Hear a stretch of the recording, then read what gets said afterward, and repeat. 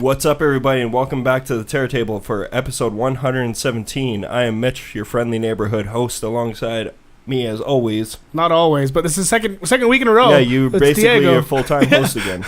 We got Diego, and then we also have Boozy? Mr. Anthony Buziak. I'm sorry with that red B.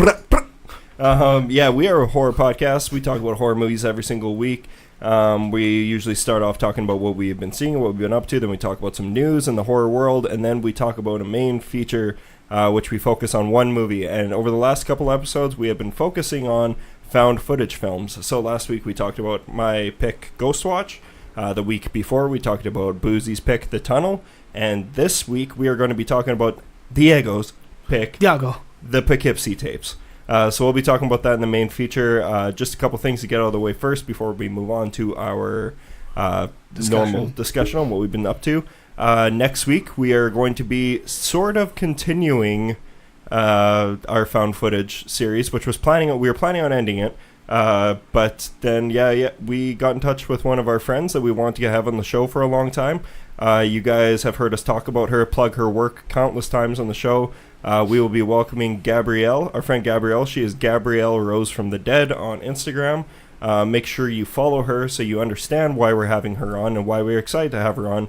Because all of us, minus Diego, but at some point he will, has multiple pieces of her artwork in our houses. She's an incredible artist, and she loves horror movies, and she loves spooky things. She also is the host of the Dark Market in Saskatoon, which is a event that just focuses on all things dark arts and horror and weird shit, and it's an awesome event. So we're looking forward to having her on, and she chose, by complete coincidence, The Taking of Deborah Logan.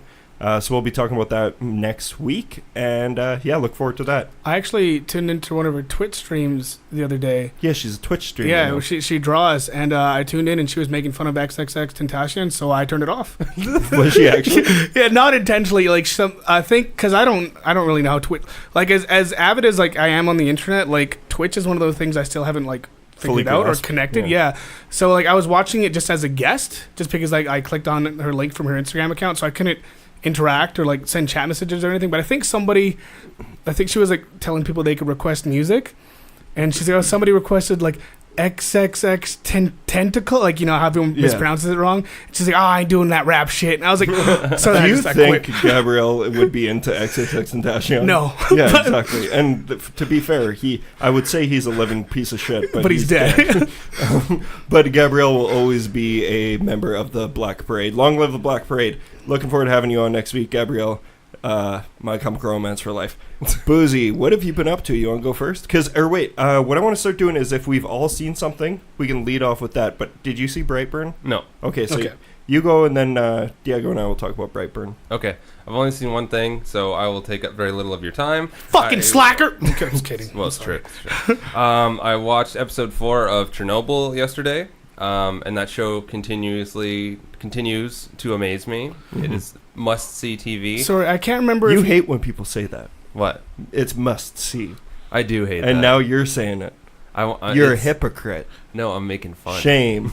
So I can't remember if you said this last week or not, but because I haven't looked into the show or anything. But is it a documentary or is it like a show? But okay, it's like a drama show. Okay. It's apparently very good. Apparently, there's a podcast that goes along with it. Yeah, I haven't checked it out yet. Yeah, it's supposed to be really good. And they're called the Chernobyl Chatters. I plan on no, they're not called that. Don't look for that. Chernobyl Chatters. Chatting Chernobyl. We started the first episode, but we both knew that, like Courtney and I both knew that we were not in the proper mindset to be watching it, so we saved it. Like we have full intentions to watch it all. But it was just like one of those things where it's like, this is going to be dark. Don't let the fact that Jeff likes it sway you. I know, I won't. Because it's really good. I know, I won't let Jeff ruin this for me. Also, I spent all of Friday night watching probably give it a 3. Every episode of I Think You Should Leave Now, which is a really funny show. Fucking you both okay, good. I would have brought this up last week, but for some reason I thought neither of you would have liked it. Well, it's not horror. I know, but yeah, it's like ridiculous. When I was in Toronto, that's literally all we watched, and we watched every episode like 5 times. It's fucking fun. The bones are their money. Oh, that's just funny. You're not Jim Davies. You're a guy trying to kill Jim Davies. Garfield. Yeah, that's not horror related, but everyone should go check out that show. It's so fucking funny. Each episode's like 16 minutes. Yeah. So and there's only 6 episodes? Yeah. Like I watched it in one night. Yeah. Cool. All right, so that's it. Still thumbs up from Boozy for Chernobyl. Diego, do you want to let's both talk about Brightburn? Yeah, let's talk about Brightburn. Okay, who wants to go first? Because we saw it in the same theater. Okay. 1, 2. You guys weren't together? No, we went separately, but we were in the same theater. We were like he was sitting in front of me. Yeah. Oh. Did you spit on each other? No, but I grabbed his neck a few times. Yeah. Wait, but he was sitting behind you? No, I was sitting in front of him. Oh, okay, that makes sense. No, we already talked about it kind of once the movie was done, but no, I loved it. Again, this is one of those movies though, like I'm gonna like a lot more than most people, just because like I completely like fantasize about this kind of shit like all the time. So like I put myself in like the main villain, I guess. Like I put myself in Brandon Breyer's shoes, and that's all I want. Like the whole time I was watching the movie, all I could think of, I wish that were me. Okay, so now if you need context and for some reason you still have no idea what Brightburn is, Brightburn is the new bad Superman, is what everyone's saying. Evil Superman movie. Not actually Superman, but it's a superhero horror movie.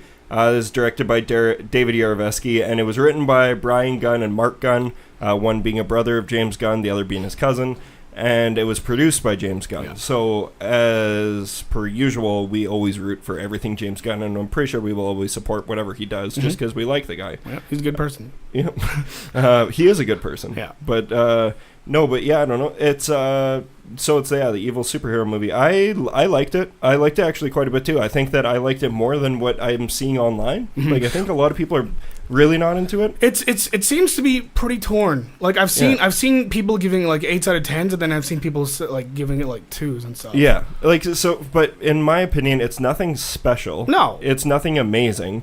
But it was just an entertaining hour and a half. Fun. It was a fun I liked movie. it, and I want to see more because I definitely wasn't expecting it to be as gory as it was. Like, it's fucking gory. I knew it was rated R, but like there's one specific scene involving in the trailer they show part of it involving him dropping a car. But then the fallout from that. I didn't see that in the trailer. Oh really? Yeah, it's But the rest of that scene is like holy shit.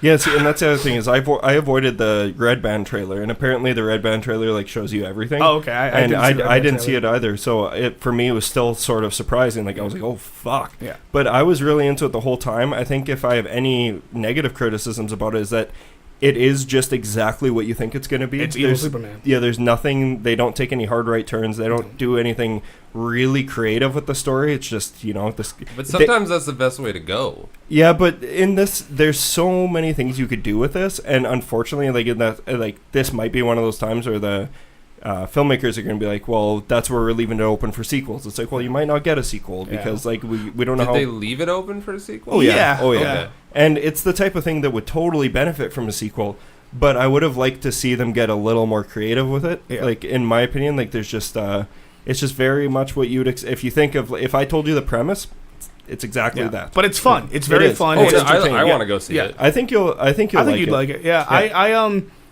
I liked what they did. This isn't really a spoiler, but there's nothing really that like. Usually in movies like this, there's something that like sets the person off, and he like goes down this dark path. But it's just him literally hitting puberty. Yeah, and then he's like, "Hey, I have these powers." Are you kind of talking about like that new X-Men movie? What? Dark Phoenix? Yeah, where you're talking about like something that sets somebody off. I wasn't referencing that. But that's just an ongoing thing in comics. Yeah, in that's general. like there's like.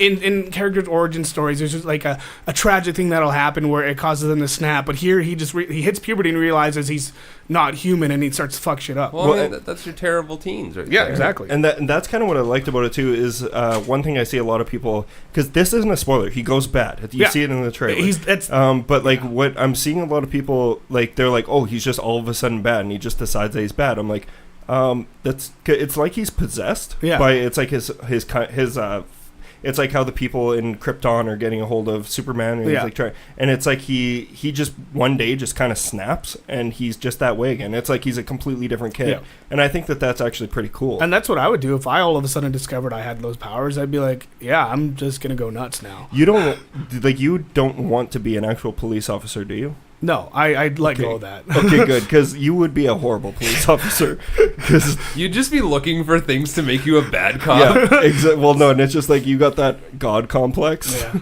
So those are bad mixes for police officers. Yeah, you don't want that. Yeah. Okay, just making sure. But yeah, I don't know. I liked it. I liked the cast quite a bit. I did. I always like Elizabeth Banks. Mm-hmm. She was really good as the mom, and then having Roy from The Office, he's the dad. He did a pretty good job. Yeah, I thought the David kid. Doesn't he play a dad in a lot of things? Yeah, I think so. I thought the kid did a pretty good job. He was really good. Yep. That was my main concern, is because even from seeing. I want to clarify. We talked about The Prodigy last week. There is. I know we've talked about that on this show many times before, but there's actually a movie that came out last year called just Prodigy, and it's clearly just a ripoff trying to capitalize on The Prodigy. Oh, It's an evil kid movie. I just want to make sure everyone knows I was talking about the one that got a theatrical release with that girl. Well, you mentioned her name. Yeah. So. Okay. Or just New Black. Yeah, or Orphans of New Black. Yeah. But yeah, that kid was great, and yeah, I don't know, I really enjoyed it. I think that there's one thing that the world is missing, obviously, and not enough people are seeing it because we're not getting enough Brightburn memes. There should be some real good Brightburn memes, and especially the one I can't believe Courtney came up with that. I'm sure someone else has already done it too, but did you guys see on Twitter? Courtney is like anxiously awaiting Brightburn memes with this, and it's that S that kids draw. Oh yeah. The weird $sign S thing. Yeah, like, you know, the cool. Did you ever in elementary school? Did you ever draw like the 3 lines? Yeah. Everybody did that. Yeah. But there's like countless times in Brightburn where the kid's drawing his little logo in his notebook, and Courtney's like, "What are you drawing?" And just like, look at his notebook; it's all those S's, and he like leaves it at like crime scenes and shit. Like it's because it's like a double Daredevil. B. Yeah. Brandon Beyer. Yeah. I don't know. I liked it. I think you should check it out. I'm still on the fence if I would say you should rush out to the theater for it, but I think that it's a good movie. If you like Chronicle, you should go see it. Yeah, like that's the other problem, is that like Chronicles. I know you should never compare them, but if we're talking found footage today, Chronicle's too, 100 times better. Yeah, Chronicles. Yeah, but that movie is something special. Yeah, it really was. So, do you think that, not that this movie would like usher that in, but do you think we're getting to a point where we're going to see more bad superhero movies? Well, I would like that, especially because I guess anti-hero is I would like that, because especially because I think it's Garth Ennis who wrote it, but The Boys is coming to TV soon. And that's a big like anti superhero type thing. I never actually read The Boys, but I know this is a pretty easy comparison, but Mark Waid wrote Irredeemable, which is Brightburn. Oh yeah. But the thing is, the first like 4 trade paperbacks, so like first 15, 20 issues are awesome. Yeah. And it took a significant drop. Yeah, I would like to see more, because as much as I love Marvel, like it'd be cool to see more original ideas like this, where it's just new, it's just characters that don't exist in Marvel or DC, and it's just people, because then they can do whatever the fuck they want with them, right? But do you think they'll actually do that with like licensed titles like that though? Oh yeah, well they're doing like Suicide Squad already and Doom Patrol. Well, I kind of figured that Suicide Squad would cap it off, but I'm expecting to see like a bunch more come down. Well, and like we had the Punisher, like that's technically kind of like this. I don't know. Yeah, I'm sure that's what they're gonna. Well, I don't know how well Brightburn did in theaters, to be honest with you. So, like, I think a lot of it lies on that. Yeah, I just think we need something, because because of, I'm not trying to pick on superhero movies at all, but the idea that we've had so many over such a long period of time, there has to be something different. Like, I can't see, like, 50 years from now, we're just going to be doing the same thing. You know what I mean? Like, there has to be a change in what's going on. We won't be here, so. I kind of think already superhero movies are about to slow down drastically. Well, after Endgame, that was, like, the big one. So now it's, like, I think they almost, like, after Far From Home, like Spider-Man, once they close Phase 4, I think they should take a break. Yeah. Just let everyone cool down and like relax, and then like maybe wait like 2 years maybe, and then then you could bring them back in and with like new ideas and everything. Yeah. As for horror, we'll just have to wait and see. Diego, do you want to talk about? Have you seen some other stuff? I did some stuff. I finally watched Howl. Howl? Because we were talking about it after last movie. Me and Mitch both love that movie. I didn't like it. You didn't like it? No. No. I saw it a while ago, and I remember really liking it just because it was like a cool werewolf movie. Yeah. I liked the idea, but just I don't know. I hated every single character. I thought every character was a piece of shit.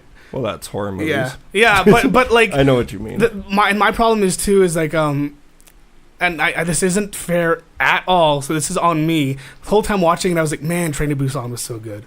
Yeah. Yeah, it's just because it's set on a train. Yeah, really and like I like the idea, and like I didn't hate it, but I don't know.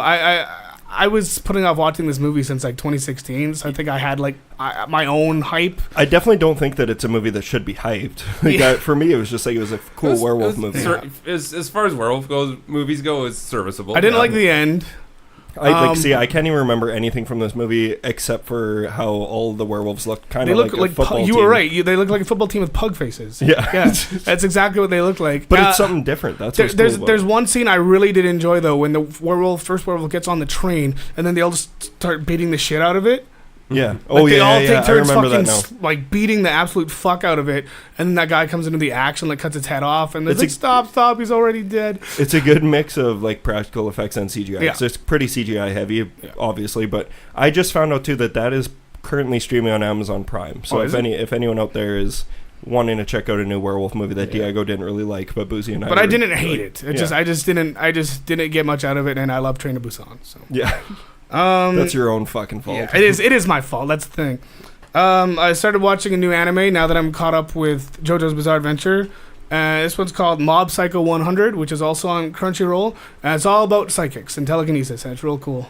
Sweet. It's made by the same guy. What do they do? It's by the same people who did One Punch Man, so it's got like humor and then like dark moments and then like a lot of cool action scenes. It's about this kid named Mob, and like he's like the strongest psychic in the world, but he's like the most timid, like piece of shit, like scaredy cat. But then when he gets stressed out, his like meter builds up, and then when it goes to 100, he passes out and kills everything basically. That sounds like else do that sounds like the way I'm heading right now.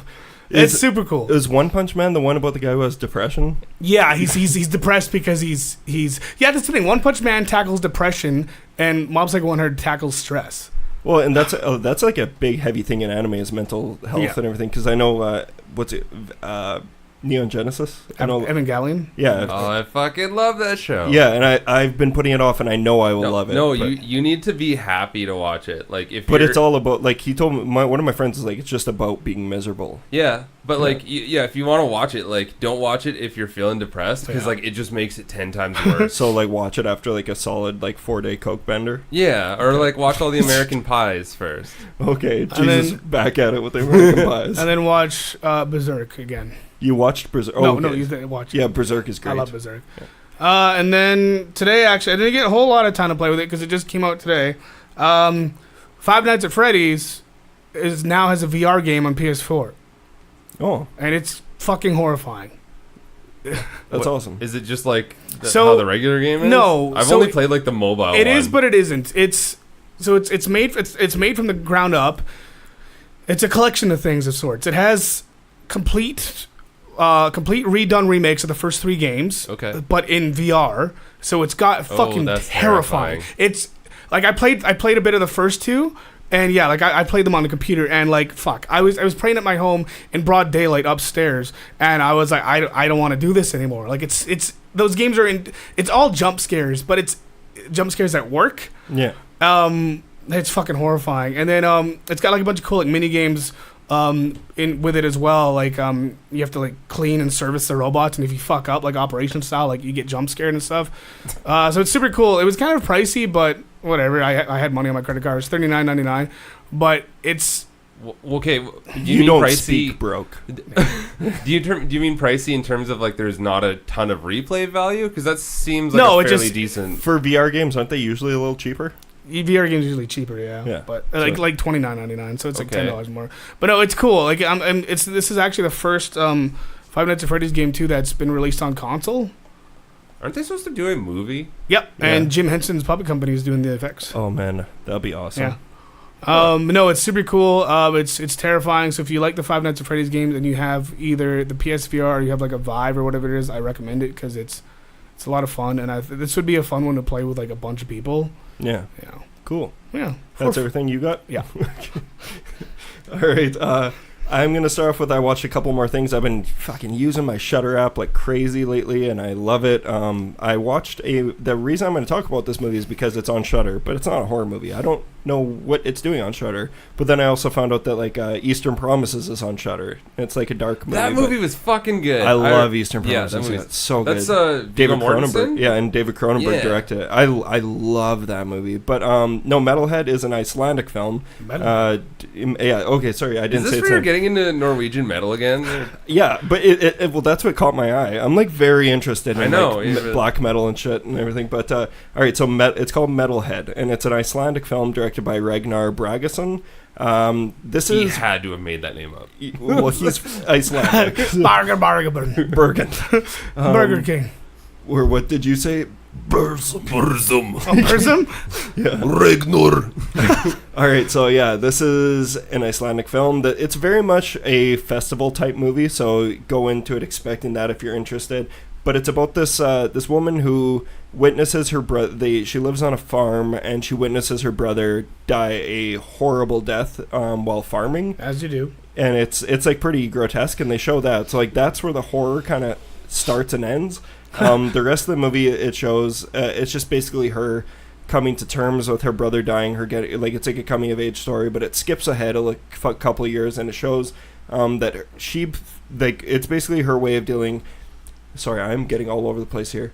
She follows in her brother's footsteps. She goes into his room, and he's obsessed with black metal and metal in general. And she just becomes obsessed with it, and it becomes her outlet. And she throws out all of her clothes, and she wears his clothes. Why are you laughing? This is a very dark... I know, but I just want, like, the skeleton of the story. All right. Black metal farmer dies. Yeah, no, and it's definitely not like that. It's like it's the only way I can really describe it is a festival movie. Like I know they actually played it at the Saskatoon Fantastic Film Festival a couple of years ago. Thank you. But I didn't get a chance to see it. So yeah, it's all about her wanting to leave her hometown and escape her parents and all of the locals, but she's stuck and depressed because she blames herself for her brother's death. But she finds solace in metal music and. Yeah, it's a really emotional movie. I fucking loved it. I think it's beautiful. Did you cry? I'm not gonna lie, I teared up a little. Okay. Yeah, it's a very emotional movie, but it's very good. And if that sounds up your alley, I'd recommend at least looking it up, seeing if it's something that you are interested in. It is a subtitled movie, so hopefully you're able to read. Did they have any bands that you actually knew of? Like, I'm sure they had licensed bands for it. She talks about Sabbath and Judas Priest and those all that aren't kind of black stuff. metal. No, but then it shows.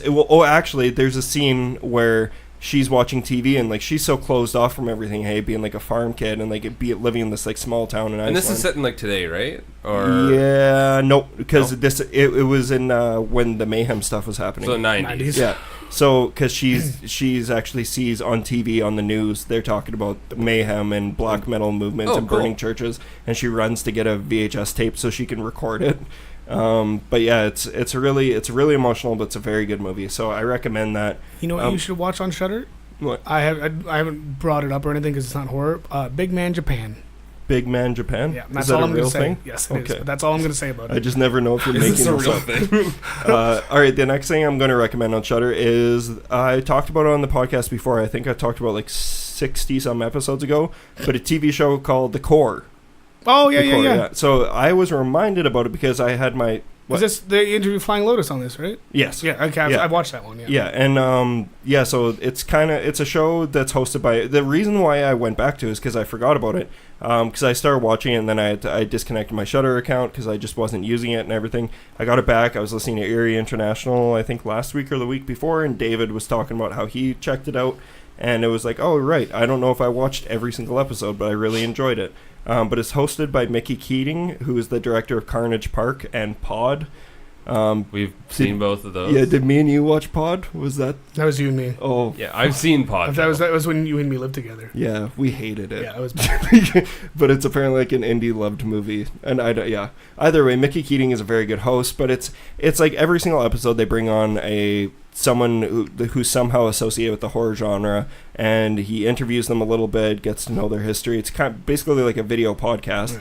Yeah. But then they also have like a special effects team come in and show you how they do certain things in movies. It's really, if you're a horror fan, it's awesome. I want to watch this now. You will love it. It's really good. And they have a really great list of hosts. Like, Flying Lotus is on there. Lee Winnell. Who the fuck was the first one? Oh, the Simon Barrett, the writer of The Guest and Blair Witch. There's lots of really good people on there. But the one that I watched was the Glenn Danzig one. There's an episode of Glenn Danzig, and holy fuck, this guy is something else. So, for those of you who don't know, for some reason, Glenn Danzig is the original singer and founder of the Misfits. He went on to do his own solo stuff, but he is very well-known prick. He's lost his goddamn mind. He is the edgelord of darkness. But man, he really is just like a real haggard-ass looking Sigourney Weaver. Like they look so much. There's all those memes about it, and fuck, is it ever true? But this episode really cracked me up because he basically just tries the whole time to make it seem like he still only cares about the punk attitude and boobs and blood. But he also likes martial arts a lot. He talks about having to beat up, like, you can tell, like, it's classic. If you know about Danzig at all, like, he's so funny, but he's not meaning to be. It's because he takes himself so seriously. He reminds me of the punk version of Steven Seagal. Yeah, like, but somehow more delusional. Yeah. Like, for sure more delusional. But he talks about how, like, he'll take, like, they're just talking about movies, and then he'll find any way he can to talk about him beating up promoters. Like, he's talking about how he had, like, this, like, armband that he'd wear at shows when promoters wouldn't pay him, and he'd go up and fight them. Like, he's just... Why? What does he need an armband for? Because it holds them, and it holds them up, and it makes them physically unable to retaliate. That's what he says. Like, what? It's fucking hilarious. That's some psycho shit. Oh no, man, he is straight up bananas. But like, and even at one point in the interview, he just pulls out a samurai knife in his jacket. A samurai knife? Yeah. What the fuck is a samurai knife? You expect nothing less from Glenn Danzig, but clearly that scene is Google this. that scene is staged because it goes into like he like cuts Mickey Keating and they do like they always do some weird little skit thing. Yeah, like a segue into that or whatever, into the special effects stuff. But it is pretty special. So I recommend checking that out. It's pretty funny. But the rest of the show is just actually so informative and good and entertaining. What the fuck is that? That's weird. Continuing on from that, I have one last thing for TV and then one other thing other than this, but I've been all caught up on What We Do in the Shadows. Boozy managed to see the episode that I'm about to talk about before me, but I think it's the latest episode is The Trial. And is The Trial good? For anyone who is a vampire fan, I'm not going to spoil anything for you. You just need to watch this episode because it is fucking gold. That's actually the episode that I randomly watched that got me back into watching it because it was so good. Oh my god, it is so fucking funny. But if you've ever been a vampire fan in film, I won't say anything else. You're gonna love it. So maybe this should be the episode I watched randomly to try and get back into it. Well, I remember watching it. And I texted Mitch and I was like, "If this is what the show is doing right now, then I'm gonna." You will without a doubt like that episode. Okay. I find it crazy that you might just not be in the mood for What We Do in the Shadows right now. Maybe, yeah. I think that episode is bulletproof. Like you will enjoy it. But it's the latest episode, so check that out. Last but not least, I'm going to share a review on a video game that I think is 3 or 4 years old. We talked about before. I finally picked up Alien Isolation. So welcome to the party. But the reason I'm going to talk about it is because if for some reason there are people out there who are sleeping on it like I was, see, for me, I just knew that I wasn't going to be in the right mood for that type of game, and I wanted to wait for the right time. And the 40th anniversary of Alien. I also watch Alien and Aliens again, but I'm not even going to talk about those because we've done you guys it to death. How we've done episodes and then we've watched them again and talked about them. You don't need to hear me blow those movies anymore, but they are just fucking awesome. You ever played Far Cry 3? I still haven't. No, I haven't. The best one. I actually haven't. Oh, Jesus. But, and I want to give a quick shout out to Justin. I didn't catch his full name, but he works at High Tech Game Traders on Grosvenor by the Pot Shack. But he was a homie wearing a Return of the Living Dead cavity color sweater, so I started talking to him. And every time I've been in there, he's been listening to some kind of music that you would listen to. What's that supposed to be? Like trappy, like trap, hip hop, soul, blue. I don't know. Okay. Good shit. Trap, hip hop, soul. Yeah. Anyways, I made a few purchases from him there, but he seemed like a real nice guy. So I started talking about Night of the Living Dead, and he was or Return of the Living Dead because he's wearing a real sweet hoodie, and I think he's gonna check out the podcast because we started talking about. But it goes did on. you grease him? You greased him, I didn't did. you? I was fucking scouting. I was like, ooh, looking for new listeners. Yeah. Real quick, that reminds me, I didn't talk about this on the episode when I got back from Toronto, but I messaged it to the group chat. But I was so when I went to Toronto a couple weeks ago, you go through the TSA and everything, and the TSA guy took my ticket. And he saw my name and he laughed, and he was like, "Oh, that's so crazy." And I was like, "What the fuck is that supposed to mean?" He looked, he's like, "Oh, I full cavity search." Yeah. He's like, "I listened to your podcast." I was like, "Oh," I'm like, "Oh man, that's cool." He's like, "Yeah, the Terror Table, right?" I'm like, "Yeah, that's the one." He's like, "Yeah, man, I fucking love that show." And I was like, "Cool." That's awesome. I have a question. Was he a tall Asian guy? No, he was white. Weird. That's in Toronto? No, this was in Saskatoon, going to 'cause Toronto. my buddy works at the airport, and I thought it was probably him because he's a TSA guy. But okay. No, weird. this was some random. I didn't catch his name, but no, just some random TSA guy. So he was like a big fan of the podcast. Please send us a message. I need to know this is real. Yeah. And speaking of pumping our own tires, the other guy working with this Justin Justice guy, I'm sorry, I forgot. I didn't get his full name. I think because I heard someone say, "Hey, I think it's Justice." You know what? You can usually get away with being like, "J-Man, what's up, J-Dog?" Yo, Jay. His coworker was NJ. Oh, really? Yeah, I didn't realize NJ works at. Yeah, so he was just like, "Oh, you're from the Terror Table," and he said he's like, "Diego's like my DJ," and I was like, "Are you with Armed with Harmony?" He's like, "No," like because he looks completely different not on stage. Yeah. I've seen NJ a bunch of times. He's a very talented rapper. Yeah, he's very good. But yeah, super nice guy, real treat. But yeah, so I picked up Alien Isolation. Did you buy it used or new? Obviously used. If I can get it for $15, I'm gonna get it for $15. But yeah, I don't just it's if you're a fan of the Alien movie, like Alien the movie, and you love video games, and you're okay with meshing the tone of that video or that movie into a video game, this is going to blow your mind. It is an awesome game, but it is very slow. It takes its time. It's extremely frustrating. The alien is probably the least scary part, even though the alien is terrifying. But the fucking robots they are a nightmare. They're a nightmare to deal with. But it's amazing, like especially since Courtney and I were rewatch Alien and Aliens. The attention to detail in this game, like how they've made everything look so similar. They have like all of the hardware, everything. That like 90s aesthetic almost. Yeah, everything about it is just so like, just looks like Alien. It just oozes Alien. But yeah, it's awesome. I'm having a good time with it. I will talk about more next week, because I'm sure I will beat it this weekend. I've been waiting for them. I wish they would have done this in VR. Yeah, this would be a great This would have VR been game. fucking crazy in VR. Yeah, because like this came out like when PS3 was still a thing, wasn't it? Like I think it came out. Yep, I think so. I had a copy yeah. on 360. Yeah. Okay, so yeah. Either way, if you're sleeping on it like I was, and you like Alien, check it out. Also, by the way, Tara, that was me sniffing in the last episode. I have really bad sinuses. I'm trying to do the chocolate rain thing where I lean away to sniff in, but sometimes it doesn't work. Is that known as the chocolate rain? Yeah, thing? do you remember chocolate rain? Chocolate and then rain. The caption's chocolate like, rain. and then the caption like it's like when he does this, and it's like the caption's like lean away from the mic so I can breathe. No, God. So I did not. Okay, you guys want to get on some news? Yeah, let's do that fucking newsy boozies. You please hit us with the motherfucking news, booze.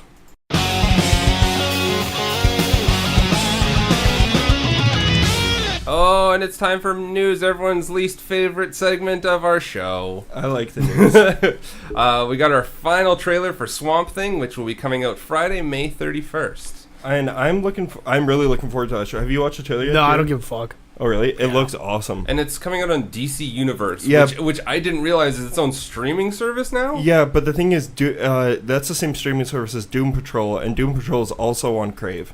Really? So, because I know Warner owns the DC thing. Yeah, I don't know. I don't know how that works. I really hope Swamp Thing is going to be on, because it looks like the thing. Yeah. Like, but Swamp Thing. It looks great. Like Swamp Thing. I love there's some real good practical effects gags in it and everything. And Derek Mears, who's the Jason from Friday the 13th, the remake, he plays Swamp Thing. He looks awesome. The tone of the show looks really good. I'm a little concerned about what the writing is going to be like and like the dramatic elements of it. That could really make or break the show, I think. But I'm looking forward to checking it out. Yeah. Next. I need to know though. Like going back to I need to know if anyone is subscribed to DC Universe. I had never heard of it. This is the first time hearing about it. To be honest, I don't know if it's a thing in Canada. To be completely honest, like Hulu. Because I actually looked it up and it came out November 2018. So I was like, okay, that's interesting. But I don't know or haven't heard anyone who's like, yeah, I'm subscribed to it. So I'll check the crate app right now. A Quiet Place 2 moves up 2 months and is going to be debuting early 2020. So that's exciting. Yeah, I guess. That's exciting. No, you're not excited? I just think they should have left it at 1. Wait till you see it. Yeah, I know. A quieter place. The quietest place. Okay, that'll be the third one. Ridley Scott has been talking to Disney, which should not be allowed. Yeah, but we also know that anything Ridley Scott says can't be taken seriously. They said they approached him about it, or he said that they had approached him about it, and they want to evolve the franchise. Yeah, but Disney's also like they own all that shit, but they're still gonna let a lot of the companies do their own thing. Like Deadpool's, for example, staying rated R. Just because Disney owns it, they're not taking that. Well, yeah, but no one can allow Ridley Scott to continue. No, he wants to finish his trilogy, so I bet he's just greasing him on like getting that third movie in there. Yeah, but the thing is, luckily, it's sad to say, Covenant didn't do very well in theaters. No. So, Taika Waititi's Akira will be coming out. Yeah, May 21st, 2020. I have mixed feelings on this. I love Taika Waititi, and I think he could do anything, but it's just one of those animes that's a very hard one to adapt into live action. Christopher Nolan was attached before this. I know, he might have made it work. What the fuck just happened to me? He might have made that work actually, but Taika Waititi. The thing is, there's not a whole lot of humor in Akira, so I'm worried he'll like try and like put his signature spin on it. Which, as much as I love it, it's like. There's a time and a place. At least we know how he can do dry humor is his forte. Yeah. But like when I'm like, Akira is so much about the visuals and like the city and that place that it takes place in, and he's clearly proven that he can be a visual artist with Thor Ragnarok. Like that movie looked awesome. And the good thing is too is he's not whitewashing it. He's casting all Asian cast. So I like how the best review or interview I read about this so far is I believe it was on Arrow in the Head. Someone was talking to Taika Waititi about if they're still doing werewolves. Yeah, they are. And he's like, yeah, we'll do it, but like they're like, when's it gonna happen? He's like, before you die. I actually saw it, but I was like, I'm not gonna report on that. Yeah, like I just think it's funny. Yeah. Universal is doing a reimagining of 1996's Fear. Oh yeah! I can't believe that. And it's being written by Straight Outta Compton co-writer Jonathan Herman. I can't believe that. When I saw that, all I thought was Mitch and finger banging. That's what everyone. It's such a weird choice that they're going with that because they're using like Mark Wahlberg and Reese Witherspoon's name to help drum it up. Yeah, because a lot of people there's a surprising amount of people who don't really know about that movie. Yeah. Well, that's why when I read it, Courtney was in the kitchen cooking, and I was just like. Oh, for fuck's sake. She's like, what? I was like, who have you been talking to? Because you're the only one on Earth who would give a fuck about a Fear remake. like, who's asking for a Fear remake? Nobody. I don't think that's going to be one of those ones like, even this wasn't horror, but like that Point Blank remake that kind of just... Oh, it just fizzled. Yeah, I think it's going to be like that. That'll happen. Or Chips. Remember that actually had like a campaign and everything behind it, whereas Point Blank just kind of happened and people were like, oh, this exists now, and then it I had to Google what Chips was because everyone's like, remember Chips? Oh, you didn't know like, Chips? No, Chips. Yeah. And to put you in the mindset of what I have to deal with for 40 hours a week, the guys that I work with love that Chips remake. Oh god, it's like on the same level as like that Baywatch remake. No, that and like the Starsky and Hutch. Yeah, Starsky and Hutch was funny when I was a kid. I again pretty much guarantee it does not hold up. No. We got our first trailer for Terminator Dark Fate. The first James Cameron has anything produced, to do. Yeah, he produced it. First thing he's had to do with it since Judgment Day. So what do you think? No. I just think meh. I was expecting them to do a lot more with that trailer. I think it looked awesome. Like Linda Hamilton looks great. And I think the special effects look good. Yeah. But it's just like, well, this is what you're going to use to pull us in? Yeah, that's kind of what, it was a very underwhelming trailer. The whole time I was waiting for something really cool to happen, and it was just like a cutscene. It could have been out of that Terminator TV show we had a couple years ago. It was just like a shittier version of a scene from T2. I hope there's a scene in the movie where the Terminator's walking and some kid comes up and drop kicks him in the back. Oh. Like, of course, I don't know. I'm still like, I am the demographic for this movie. I will bite on anything Terminator. Yeah. But like, I'm going to see it day one. I really hope Tim Miller does something, creative with the action scenes, because that's what we need. It's just a cool action movie. But I think so. But also, since it's something that is disregarding so much of that story arc for all the Terminator movies and just going after T2, they really could have, which I would have preferred, is just dumbed it down a whole bunch. If they basically retreaded out Terminator 1, I would have been totally fine with that. I don't need the liquid T-1000. I don't need all that. If it was just a base Terminator... That would probably be the best bet nowadays. Yeah, I don't think you need to overcomplicate everything. I don't need... No, Terminator is the thing that has been being overcomplicated since the first one. And I don't think that the thing is, like... the whole Terminator timeline and storyline has gotten so convoluted, even though they've tried to retcon it. Mm-hmm. It's just so fucked. But like that's what made Terminator 1 and 2 really cool, is that they had a time machine, but it only went back to take care of shit. Then when they started jumping around and having different timelines, you were never confused in T2 or Terminator. Yeah, you understood why things were happening. Yeah, but then even T3 and like they've just been significantly downhill since then. Mm-hmm. T3 is still the worst. Christiana Loken did not do good in that movie. Is that who the female one? Yeah, she's I just wanted an excuse to say her name because I just remembered it. So I didn't think Salvation was that bad. I didn't hate Salvation either. I think it's good up until the last act. Yeah, but like Salvation gave us something that we wanted, which was the opening scene from T2. Yeah, where that was the one without Schwarzenegger, right? That was the Christian Bale one. Christian Bale and Anton Yelchin. But it was where it was in the future, and you got to see the actual Skynet wars. I thought there was some pretty cool scenes in that movie. Yeah. The Last Drive-In with Joe Bob Briggs has been renewed for another season on Shudder. Yay. Yeah, no, I know. Well, yay. Well, I love it, but they did a double feature with The Stuff and some other thing. I like The Stuff. He loves Larry Cohen, and that's The Stuff. Yeah, The Stuff. We love The Stuff. Yes. I don't know if we've talked about this yet, so I'm just going to get it out of the way. Have you guys seen the trailer for The Nightingale? No, that's Jennifer Kent's... Yeah, the Babadooks. Jennifer Kent's next film. Oh. I didn't watch the trailer for it yet. Does it look good? It looks very interesting. I'm assuming that's one of those movies that's a grower, not a shower. Thank you. Kind of it's kind of like how like the Babadook when it first came out. Well, no one was they're not very in your face. Yeah. It looks very tame, but it looks like there'll be some cool stuff in it. Next thing up, the last trailer came out for, I believe this is the last trailer, for Annabelle Comes Home. Yeah. Came out today. Yeah, I hadn't seen, I finally saw an Annabelle Comes Home trailer because it played before Brightburn, and now I know why there's a samurai on the poster. Yeah. And I'm disappointed. Yeah, the last trailer came out today, and I actually watched it. I took the time to watch it. And I'm going to go and pay money to see this, but I'm not expecting a lot. Was it the same trailer that played before Brightburn? No, it's a new one. It's literally Haunted House, the movie. That's fine. Well, yeah, which is a kind of a cool idea. Yeah, it's just, my thing about it is, I love these movies.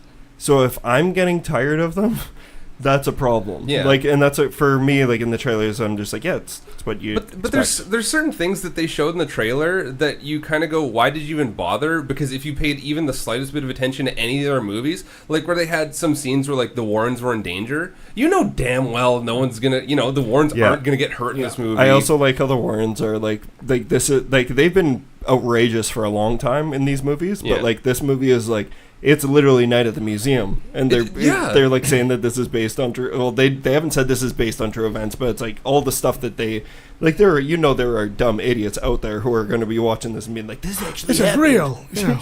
Well, yeah, and then some of the things is like they're touching all the things, the artifacts or whatever, and some's like the coins. And I think that coin guy looks spooky. Coins. Yeah, well, I think he looks cool because the whole idea behind that is he's that guy who's like crossing the river Styx. Yeah. Charon. Yeah. Yeah. But I don't know, and then you kind of see some of the stuff where they do all the things that you've seen in all the other movies, but they do it in the trailer and you don't care about it. Like for me, it was just like where they had a silhouette and then it flashed red and all of a sudden it was a different size silhouette. Yeah, like it's just becoming, it's very predictable. But also, these are movies meant for the wide audiences and like teenagers and stuff like that. I have enjoyed them all so far, minus the original Annabelle movie. But it's just kind of weird that this is, because they're Conjuring 3 will be coming out way after this. It's weird. You'd think that this, just based on the trailer, it was before Brightburn, and this is almost like the end game of like the Conjuring universe. You know, because it's like everything. Where's the werewolf? This is the final. This is like the final showdown between Annabelle and like every cursed artifact. You think this would have been the last one? So it's like, yeah, they're blowing their load pretty hard. yeah, in it's this like, one. what are the stakes going to be in the Conjuring 3? And then there's this thing, and then there's this thing. Maybe that's why the werewolf's on the poster, because the post credits will have the werewolf, and then the Warrens will have to go battle it. Yeah, maybe silver bullets. I'm guessing it'll be a thing, kind of like how the Nun was in the Conjuring 2, where it'll be like, and then it's just going to be more out there in 3. And then maybe there'll be a cameo from La Llorona. Yeah, I don't know What the fuck did you say? Did you say La MacGruber? Laura MacGruber. But yeah, I will fully admit that I will go to a theater to watch it, and I will try my best to be like, when does this one come out? I just feel bad for people who go to the theater with you because you're an obnoxious laugher. Wait, when does this one come out? Oh, then maybe you won't be on board for this then. Oh no, I'm not going to it with him. Okay. And I'm not doing that, and I'm also not doing an episode on it. Like, there's no point. We know Boozy's gonna hate it. I'm going to see it, though. You've made up your mind. I'm being nice. I'm going to see it. Just like you made up your mind that you're going to like Brightburn before you saw it. And I did like it. Yeah. Yeah, that's true. But like, the power of suggestion. There's no reason for us to do a full episode on Annabelle. Are you sure? Because then we could do all 3 movies. No, we've already done that. We could do an Annabelle retrospect. Yeah, we could. We did the second one. We could do a whole and then we're doing it again. We could all hang out together. We could go see Annabelle and then go see La Llorona.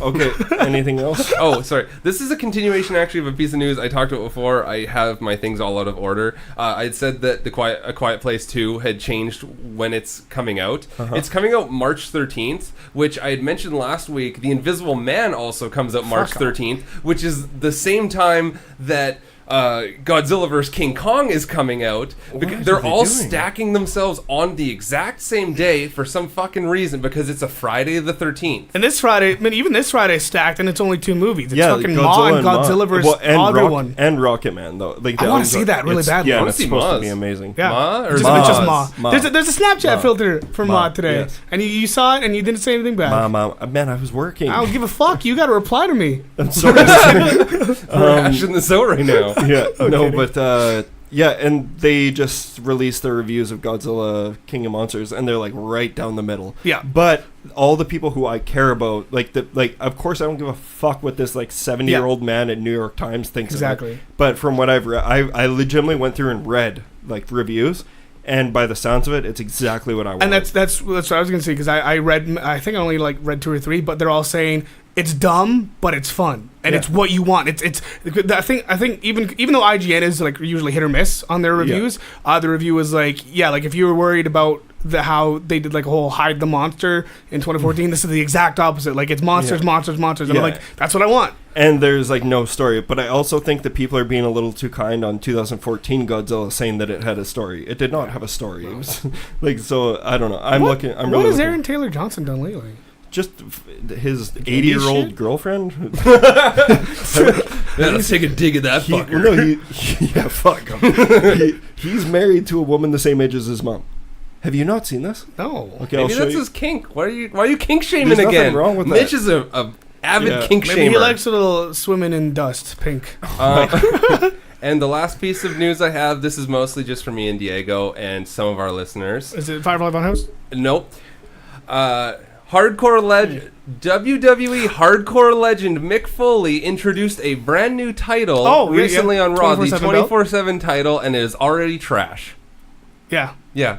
Sorry, I wanted to throw it in there because I know we have listeners that watch wrestling as much as we do. But CM Punk's going to be in a horror movie soon, isn't he? What? Yeah, CM Punk's starring in a horror movie coming out. Oh no! I just don't remember what it's called or what it is. I wish he would just stop doing things because I love him so much. But the more things he does, it makes me like. There's rumors he's going to be the next AEW event. That'd be sweet. And it is in Chicago. That and even the logo for that event, it has the stars. Yeah. Sorry, we had straight edge for life. Do you guys have anything else? No. You covered everything I was going to talk about. So let's get on to our main feature, which is Diego's pick, the Poughkeepsie Tapes.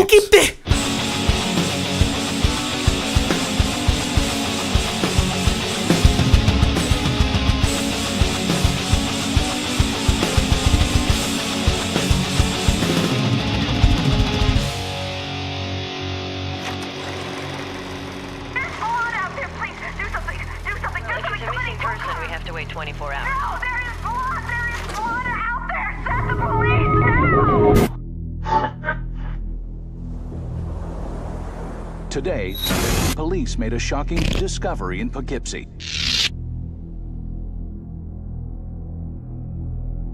A third body was found here today. A Poughkeepsie couple vanished over the weekend, seemingly without a trace. Do you mind if I film this? I'm making a little movie about my trip.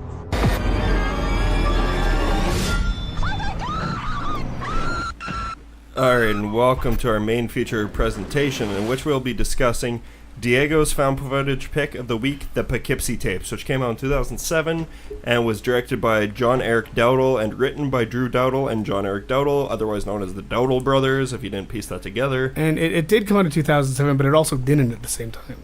Okay, you're going to fill us in on that, because I know nothing about all that, but let me get this stuff out of the way. The Dowdle boys.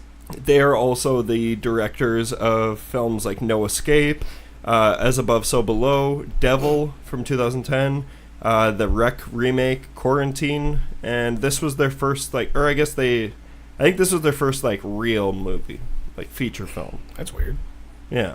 Yeah. But, so this is I don't even know if calling this a mockumentary would be correct, because technically in mockumentaries they're using the documentary format to satirize it and stuff like that. And this is anything but funny. It's not, I don't think there's any satire to this. I think they just use the documentary format to tell the story of a serial killer in, I believe it's New York. Yeah, he's in Poughkeepsie.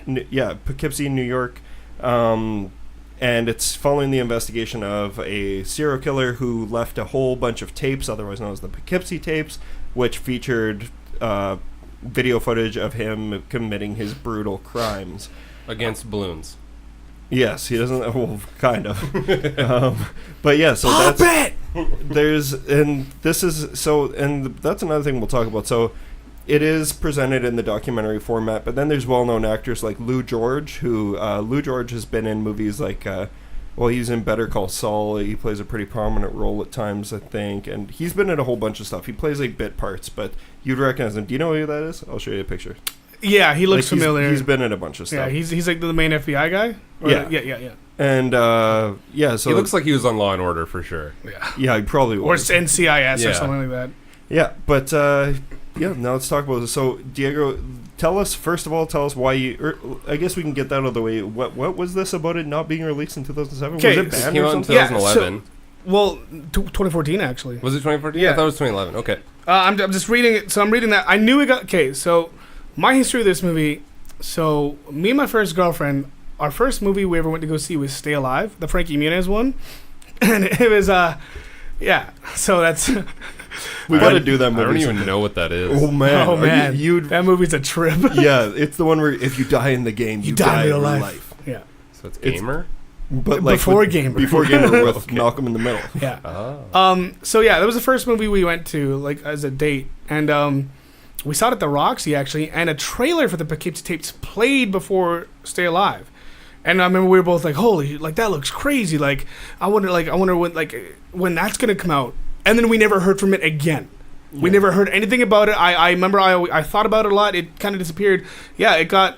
I'm reading this directly from IMDb. Despite having been completed and having its theatrical trailer attached to several widely released horror films in 2007, the film was eventually pulled from release without any official explanation.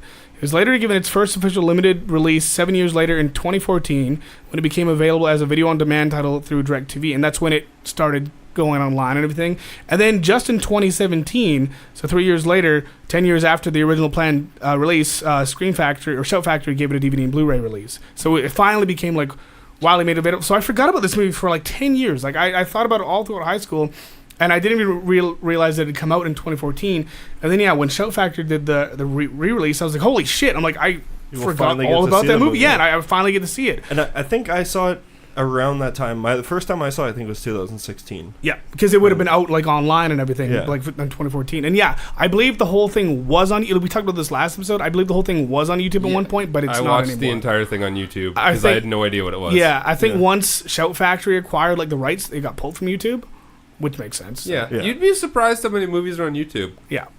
Pirate Boy Boozy. Yeah, so is that technically pirating? No, it's free. It's there. It's on YouTube. That's like me saying I pirated watching PewDiePie. Don't say you watch PewDiePie. Yeah, don't. I do watch PewDiePie. Breakfast. Okay. All right. So yeah, do you guys want to talk about this motherfucker? Or what? Yeah. You want to go first? You should lead it off because you chose this movie. I want to hear what you thought of it. It was a miserable experience, to say the least. Yeah, like it wasn't as gory or like brutal as I thought it was gonna be, but it was still pretty bad. Like it just the way it's presented. You mean just like disturbing? Yeah. Yeah. It wasn't as disturbing as I thought it was going to be. Maybe because I've been desensitized. If I would have seen this in 2007 when it was really supposed to come out, this movie would have fucked me up. It just like one of the first scenes is he fucking kills a little girl. Yeah. With the camera. Yeah, it's a miserable, filthy movie. Yeah. I'm glad I finally got to see it, but like I'll never watch this again. Just mostly because that's like I don't want to watch this again. Like, you see why I was pissed off when you picked this? I don't know. I didn't realize you were pissed off. I think you were just like, oh, why are we doing that one? Yeah. Well, why are we doing that? Well, because it's one that it's had like a legacy, and it's been like it's been in my brain like my whole life, and like ever since high school. So I'm happy because I also think it's a good one to talk about in found footage because it's one that a lot of people talk about, but they I haven't heard a lot like. It has come up quite a bit, but I don't know if everyone has actually seen it. No. Like, it's always one that's kind of in the conversation, but I've never heard anyone really delve deep into the Poughkeepsie tapes. And yeah, that's why I think it was a good candidate for this. Yeah, and like it's one that I just wanted because I wanted an excuse to watch it, and like when we decided we were doing found footage film, I was like, fuck it, this is finally my chance. Yeah, I don't know, like it's not necessarily a good movie. But I think it did a good job of making it seem like this was something that could have actually happened. Like I thought it did a good job of portraying it like as if it was like a thing that actually happened. But yeah, like it was just the subject because like there's not even a whole lot of kills per se, but just the subject matter. I think it's more torture. Implications. Yeah, of kills the too. torture is pretty fucked up, and or like emotional torture. Are we gonna talk about like this? Are we going to talk about some of it like in depth, or let's just talk spoilers? Yeah, spoilers. So like when he hitchhikes,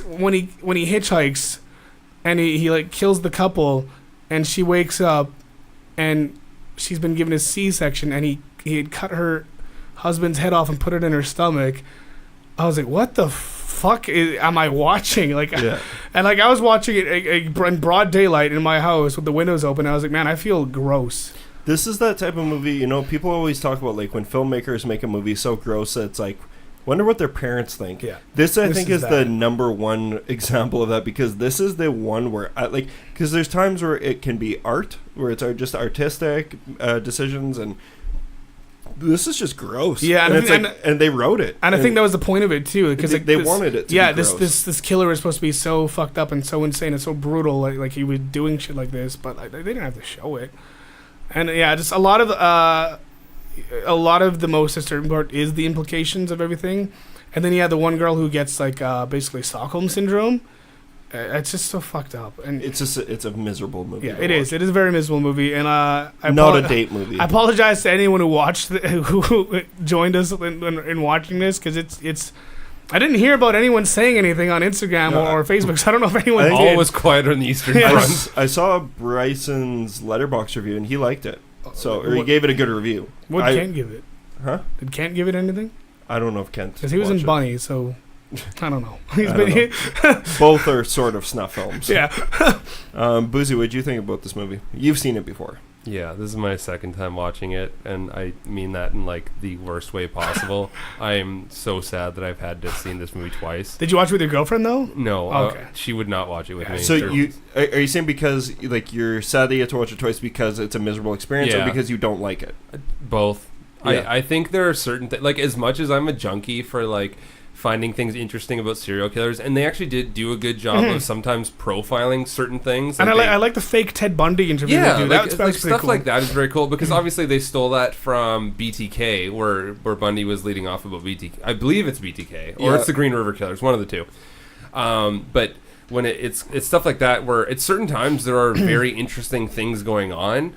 but a lot of it is really disgusting. I think other than the kid getting attacked, the 911 call that happens after, which is super believable. Part of it's in the trailer. Yeah, I think the hardest one to watch was the woman in the back of the cop car. Yeah. Oh yeah, when he flat out says he's like, "I'm gonna." It's miserable. Yeah. But it goes on for too long. That's the scary part is when she actually gets dragged out of the vehicle and you're hearing her just scream. Like, kudos to that woman for being able to project that much terror. I know. You're really asking a lot from actors to portray this type of shit. Yeah, because at the end of the day, you have to go like, okay, all these people are actors, and they knew what they were doing, and they have to be in character for it. And it is so convincing that it does teeter a lot on a line of being a snuff film. Yeah. I guarantee if this movie came out in the early 90s or in the 80s, it would have, like...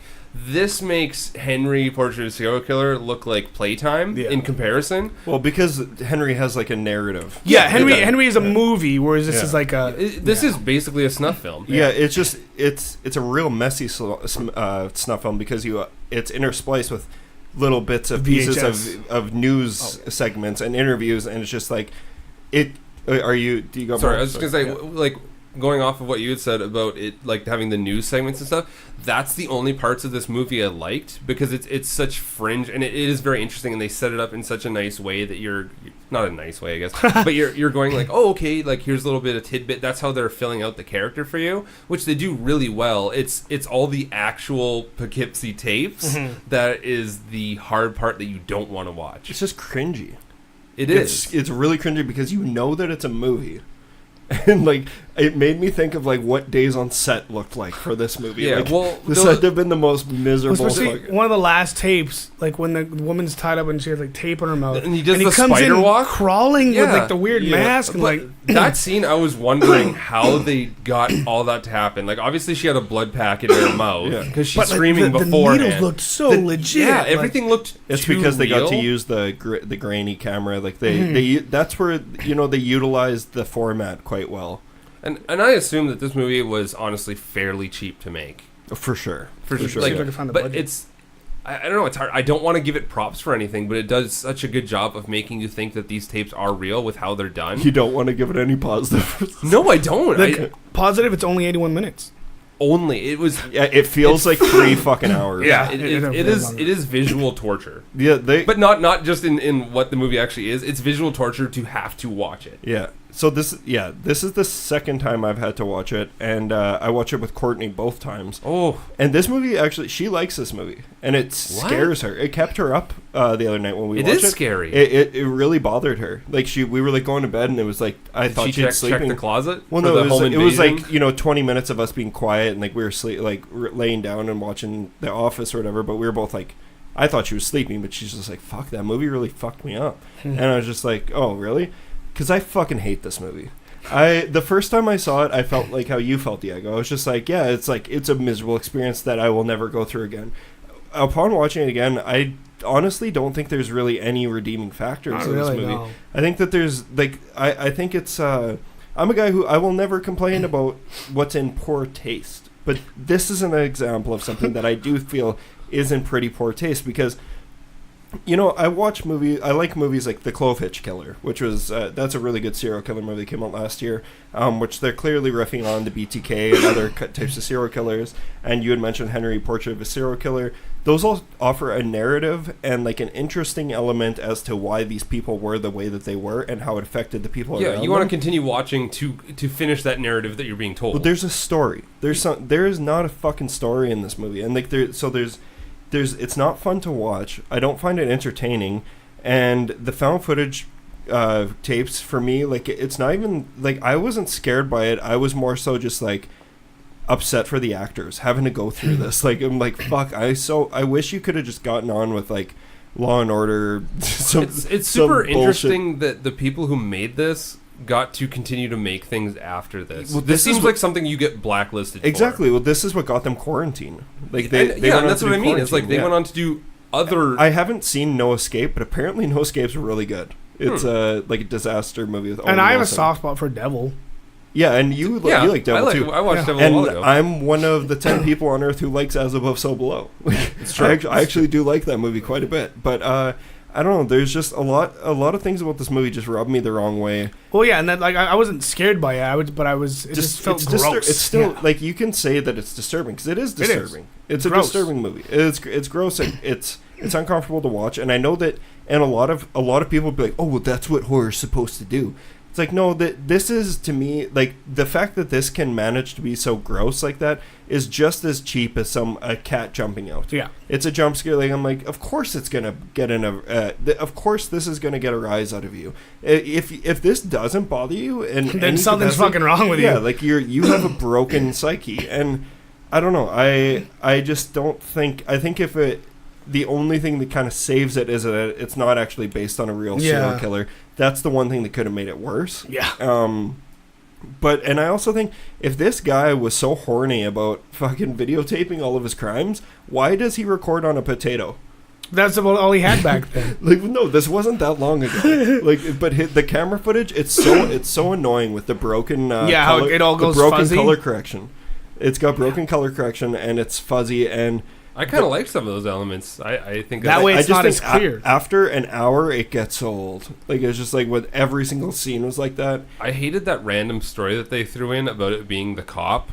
Yeah. Because it didn't. They glossed over so much of that where they were like, we found out where he lives, but you never said his name. How the fuck does this guy own a house and you can't even say who it is or trace them in any way? And here's another reason why it fails in the found footage department, in my opinion, is that it ticks off a lot of my gripes with found footage. Is it's clearly trying to present it as real. And obviously it's not. We know it's not. But, like, it's trying to convince the audience that's real. And, like, there are going to be people who watch these movies who don't know a lot about filmmaking or just watching a movie. And that's the people who they want to watch this because it'll disturb them. It'll scare them. But we know that there is no world where a documentary would show actual people dying like this, and like especially in this grotesque of ways, and like how like it's just basically a big masturbation fest for this killer. And it's just like 4chan the movie. It is, and like cutting back in between all like the news segments, and it's like it's so poor. Like if that was real, this is the world's worst editing. And I also like my number one pet peeve. I'm saying number one, but I exaggerate all the time. But one of my biggest pet peeves in found footage is when there's a score. Oh, yeah. That makes no fucking sense for there to be like, and I get that they're cutting this like a documentary or whatever, but it's just it wasn't enough of a documentary to have a score. No, and it's just like that's like thinking about carrying around a Discman that with your headphones around the speaker so you can make a skate video. Like how I used to do with my friends when I was a kid. Would film each other skateboarding, but have our Discman. Do you still have those videos? I do somewhere. Can I see them? Well, if I can get them going, I will. The Mitchie tapes. I kind of wanted to make a weird. I don't know why I decided this, but I kind of want to make a weird stand about this movie where I'd say that I as a horror fan disown this movie as a horror movie. It makes people who enjoy horror movies through and through, such as ourselves, these are the kind of films that make us look like extreme weirdos. Sleazy. It makes us look like the 4chan crowd. Yeah, exactly. Which is not what we are. Yeah, and it is. It is too much of an edgelord movie to be a horror movie. Like it's because horror is such an outcast genre, and this is so far removed from what we want in that. There's another found footage movie that I know. I talked about it on the Terror Table, and I watched it probably near the beginning of the show. But it's called Megan is Missing. Do you guys remember? Oh, I've heard about that one. Because while watching the Poughkeepsie tapes, this was the only time that I thought about that movie again. Because I was like, oh, it's good. Like I didn't even realize how similar these are.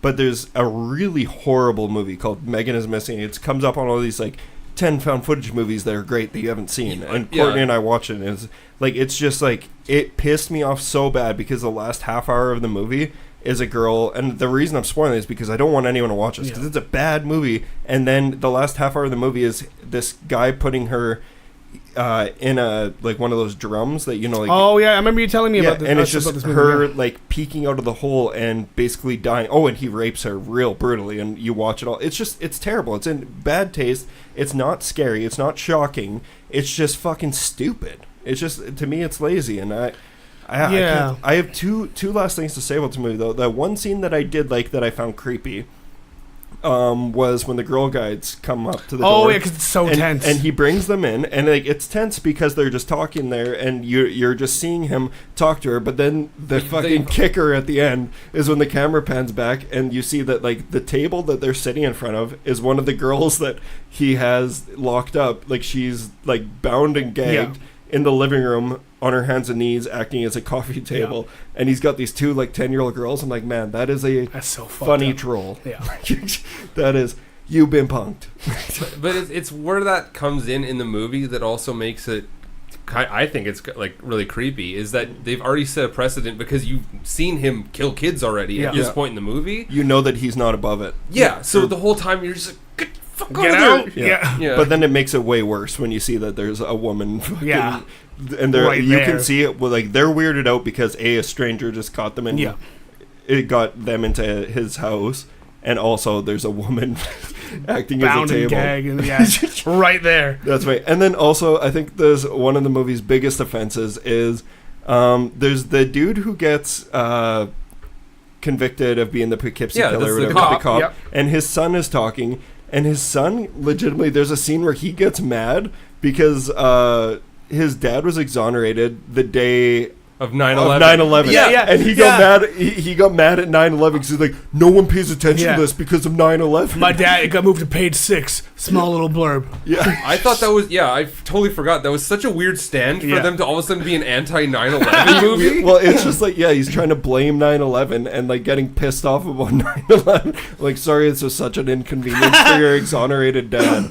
They had some cool setups of like how killers work, but I thought one thing that was like too over the top, where you're making this guy into a super jigsaw, is when he does sign language and the class is going, well, it's stupid. He did this. Yeah. Oh my god, I forgot about that. That is so funny. Where he's like, he's doing sign language. What is he saying? And like one of the guys just like, oh, I know this. Yeah. Just like, no, you fucking don't. But it was kind of cool that they were like showing that, and then you had like the one girl who, after you saw this horrific scene in the movie, you see her and she gets up and like leaves. Or there was the one. They talk about The Mask, and they go to that theater guy. He's like, "Oh yeah, this character's from like a 1632 play, and he was such a tragic hero." And it's like, what?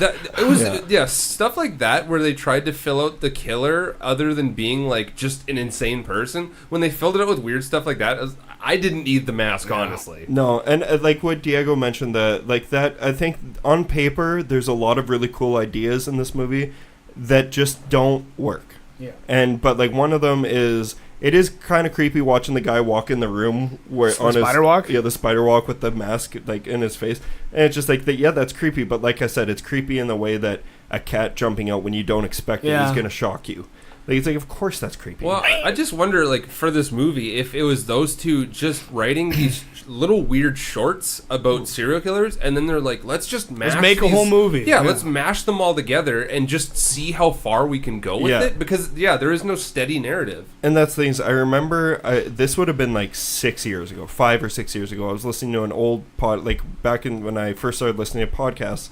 The Dowdle brothers were on a podcast, and they were talking about this, and I will never forget it because they were talking about how they wanted to push the limits with this, and they're like, oh, if it's a serial killer, he needs to be heinous and everything. I'm like, and I was like, oh, I kind of appreciate that. I want to see this movie now because like they didn't hold back. They're like, oh yeah, no, we were like, it was miserable for them to write it because they had to put their heads in that place. But I'm just like, it feels very much like people who are just had to brainstorm and go into that dark place to think of something evil. Yeah, it's like I think it didn't work. Sorry, not cut you off. It's like if the Columbine kids before they did their shooting were like, let's write some really fucked up fiction. Yeah. Fuck you, mom and dad. Yeah, and I know that the Dowdle brothers actually are talented in their own right and in different elements, but this to me is just like it was a total mess. I'm surprised that Show Factory picked it up. Yeah, well, the Show Factory is a lot of garbage. Yeah, it's true, but like this is just. Yeah, but there are people who like this movie. I find it hard to believe. I guess Bryson liked it. So I just find I find it hard that this is out and you can readily get it, but Ghost Watch isn't. Yeah, I know. Yeah, which. Once we're done tying everything up, I want us to rate our found footage picks. Okay, and I want to do that at the end of every series. But we could probably tie it up. There's not much else left to say about this movie. Yeah, I didn't like it, but I'm glad I could finally close this chapter on my life of what What is the Poughkeepsie I tapes? was really interested before we started what you were gonna say in the main feature. It was because I was just gonna tear it apart the whole time. Yeah, well, because where I was interested was because I had already mentioned your God complex before, and like how you like evil. And you have a dark sense of humor. But the thing is, what I think everyone knows this, and I know even you don't know it sometimes. We know it's a joke. Well, yes and no. It's a thing. Like, I'm not obviously, like, I don't sympathize with serial killers and stuff. That's not the kind of thing I like. It's the reason why I could talk so openly about it is because I know it'll never happen, like the telekinesis stuff. But if it did happen, yeah, you guys would be fucked. But it's never gonna happen. That's the thing. That's why I always joke about it. Am I still not in your people zoo? Oh man, I forgot about the people zoo. Yeah, Diego said that if he ever got telekinetic powers and he was able to take over the world, he would keep me, but he'd keep me in his people zoo. Oh, I guess I just get fucked on this one. I think actually Boozy's probably moved up in your books. Yeah, that was like the week maybe I met you. I make a really good cat. You're like, what's Boozy doing? It's like, he's sleeping on a couch. You'd be like, that's him. That's totally him. No, like I like dark shit, and like I love characters like the Andrew Dittmer Chronicle and Brandon Bryan and Brightburn, but I don't like. I sympathize with them because it's fantasy, and it's something that can never happen. I don't sympathize with shit like and this. And you're not a torture guy. You're I just get it done. Yeah, just do it, get it over with. Yeah, you would rather just blow flash and bang kind of guy. Yeah, that's why like there is a lot of misconceptions about me because like people think that just because I got the record, he's not a slow guy. No, I'm not. It's just I won't let you suffer. It'll be over before you think it began. Okay, all right, we can wrap this up.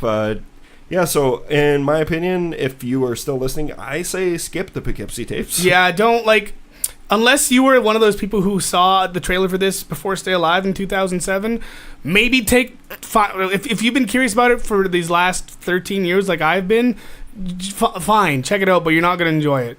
I'm gonna say if you're really still tempted to watch it, do it for free. Don't give these people any more of your money. No, if they, you know what? If you want to give these guys money, go watch Quarantine. Go watch As Above, So Below. Even though I hate that movie too, but this is a different kind of movie that does not deserve your money.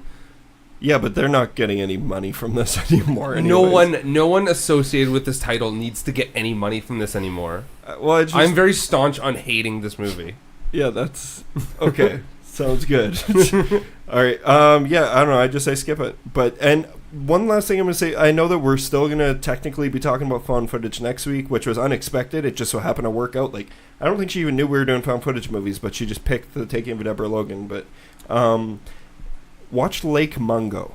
If anyone wants a good found footage movie, watch Lake Mungo. If you're wanting that, why didn't you pick it then? Because I had to pick Ghostwatch. That's fair. I'm just bugging you. Yeah. All right. So are we rating it? Yeah. Now? We're gonna rate each 3 to 1.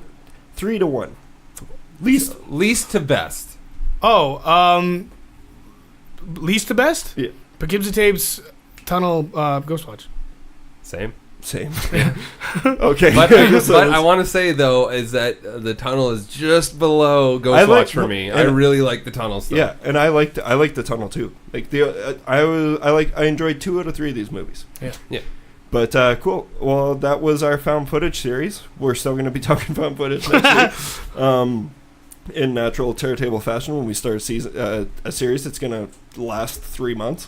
But yeah, so thanks everyone for listening. Check us out on Instagram, Facebook, and Twitter, all at the Table. Send us a message to let us know what your favorite found footage movies are, and we will see you next week on the Table. Stay spoopy. Au revoir.